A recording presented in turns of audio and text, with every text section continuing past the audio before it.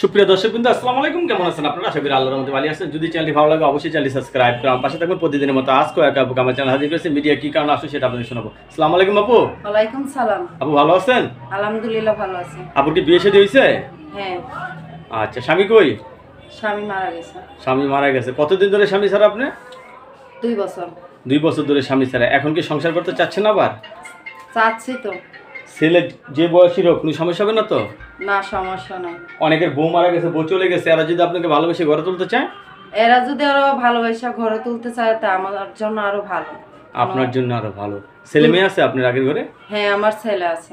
এখন কি কাজ করেন? আমি সেলাইয়ের কাজ করি, যখন যেই কাজ পাই ওইটাই করি। নামাজ টামাজ পড়েন তো?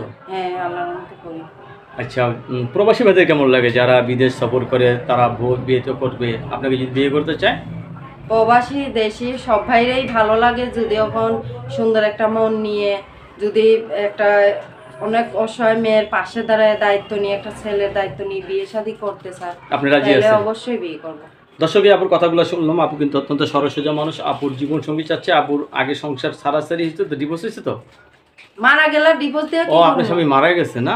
দর্শক, আপু এখন সম্পূর্ণরূপে সিঙ্গেল। আপুকে আপনারা ভালোবাসতে পারবেন এবং দেখে শুনে আপু একজনের গলায় মালা দিবেন নাকি আপু? হ্যাঁ দিমু, যদি এখন কেউ আমার গলায় মালা দেয় তাহলে আমিও তো তার গলায় মালা দিব। আপনার কাছে ধন্যবাদ। আমার চ্যানেল সময় দেওয়ার জন্য। দর্শক, পরবর্তী একটি মেয়ের ভিডিওর জন্য অবশ্যই অপেক্ষা করবেন।